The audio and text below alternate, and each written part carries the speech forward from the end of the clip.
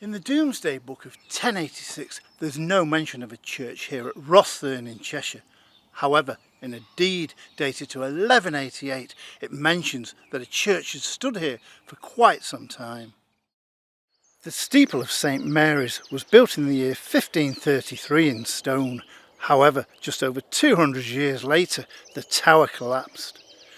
It was stated in old records that in November 1741 the steeple of the church suddenly and without warning tumbled down precisely at 6 o'clock that evening.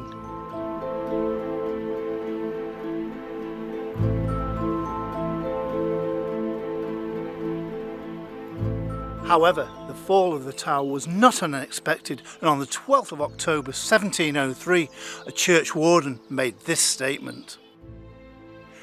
Agreement was made at a public meeting to allow only one bell to be rung in regard to the looseness and ill condition of the bell frame.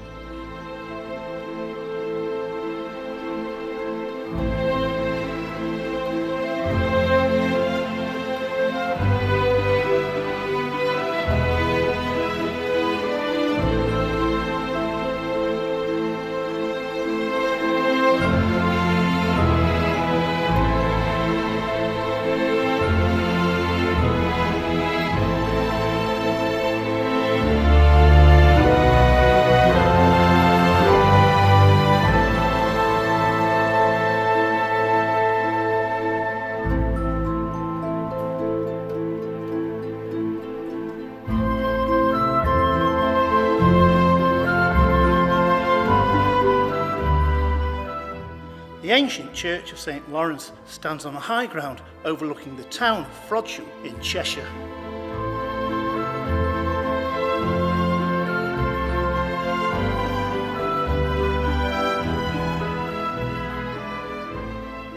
A church was recorded as having stood here before 1086, and indeed it was one Hugh Lupus who gave the tithes to the abbots of St Werburgh in Chester back in the year of 1093 AD.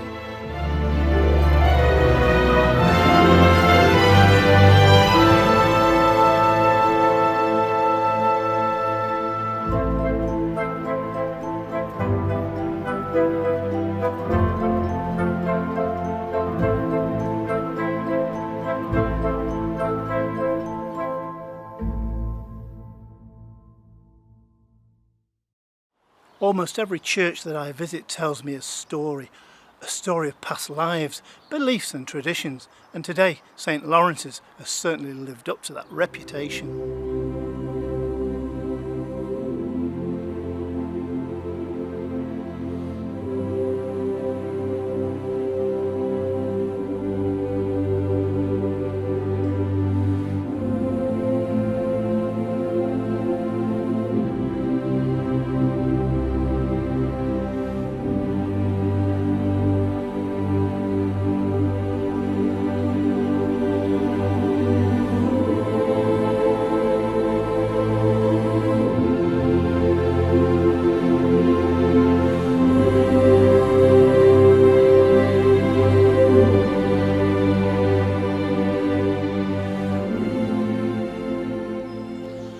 Close to Pever Hall stands the Church of St Lawrence in the village of Overpever.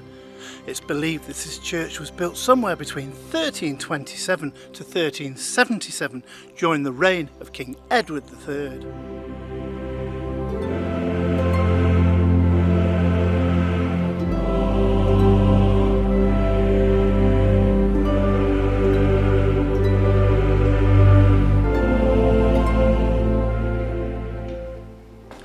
I find it hard to believe that weapons and swords from the 15th and 16th centuries still remain here today at St Lawrence's. But what wonderful weapons and what beautiful pieces of history.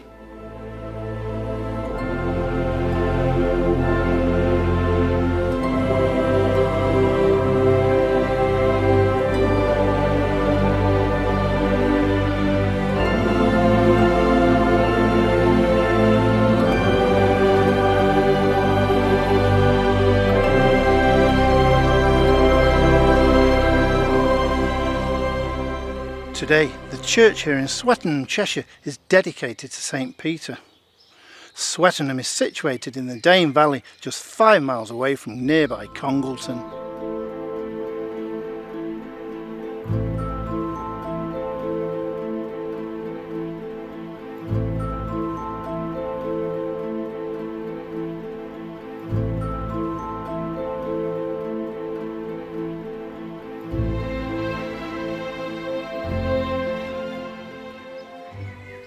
It's here on the east side of the churchyard where we find many yew trees and all believed to be ancient. Indeed, the first mention of them is in the church records dated to 1663.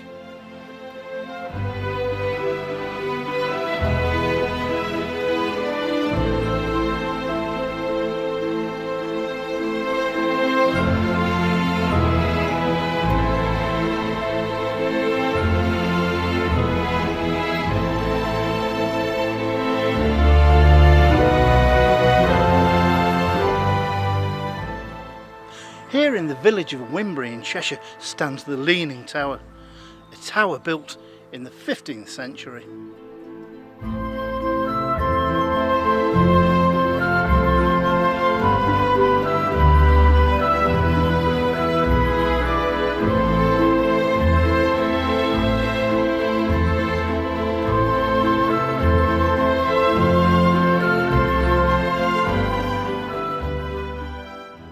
History tells us that there's been 5 churches on this site, all being demolished, the first one being demolished in 1595, followed by the last one in 1977.